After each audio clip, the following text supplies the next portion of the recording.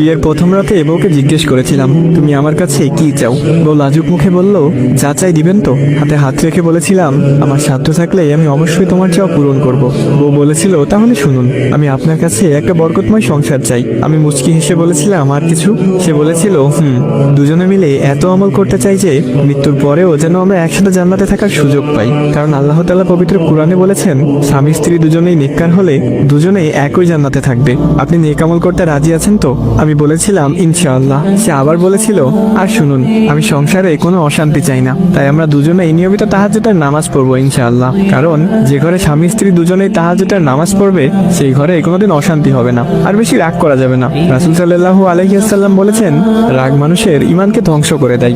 যদিও কখনো আমার রাগ ওঠে তখন আপনি চুপ থাকবেন, আর আপনার রাগ উঠলে আমি চুপ থাকবো। হযরত ওমর রাদিয়াল্লাহু তাআলা আনহু বলেছেন, স্বামীকে রেগে যেতে দেখলে স্ত্রী চুপ থাকবে, আর স্ত্রীকে রেগে যেতে দেখলে স্বামী চুপ থাকবে। কারণ পানি আগুনকে নেভাতে পারে, আগুন কখনো আগুনকে নেভাতে পারে না, বরং আরো বাড়িয়ে দেয়। কি যা বললাম করবেন তো? সেদিন তার হাতে হাত রেখে কপালে চুমু দিয়ে নেক আমল করার ওয়াদা করেছিলাম, যা আজও আমরা দুজনে প্রতিনিয়ত করে যাচ্ছি।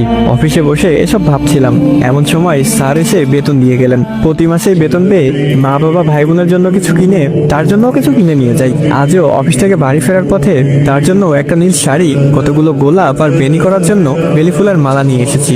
সাথে এনেছি তার পছন্দের কিছু চকলেট, কারণ বাসায় ফেরার পথে স্ত্রীর জন্য কিছু নিয়ে আসা সুন্নাত। বাসার সামনে দাঁড়িয়ে কলিং বেল টিপ দিতে সে এসে দরজা খুলে দিয়ে আমাকে জড়িয়ে ধরলো। প্রতিদিনই এমনটাই করে সে, তাই আজকেও ব্যতিক্রম না। আমার হাতে এসব কিছু দেখে সে বলল, এত কিছু আনার কি প্রয়োজন ছিল? তোমার হালাল রোজগারে অল্পতেই আমি সন্তুষ্ট। আমি হেসে বললাম, এমনি এমনি তো আর আনিনি। রাসূল সাল্লাল্লাহু আলাইহি ওয়াসাল্লাম বলেছেন, যে স্বামী তার স্ত্রীর জন্য মন খুলে ব্যয় করবে, কিয়ামতের দিন আল্লাহ তাকে পুণ্যে ধনী বানিয়ে দিবে। সে খানিকটা রেগে বলল, হয়েছে, আর বলতে হবে না। এত সব কিছু চাই না আমার শুধু তোমাকে পেলেই চলবে। এখন এসব দিয়ে যাও, ফ্রেশ হয়ে আসো, দুজনে মিলে একসাথে খাবো। খাওয়া দাওয়া শেষে এসে বায়না ধরলো চাঁদ দেখবে। কি আর করার, সে নীল শাড়ি পরেছে, বেনিতে বেলি ফুল বেঁধেছে, ফুলের সুবাস ছড়িয়ে পড়ছে তার মাঝে। আমিও তার পছন্দের নীল পাঞ্জাবি পরে তাকে নিয়ে ছাদে গেলাম পূর্ণিমার চাঁদ দেখতে। হঠাৎ সে এসে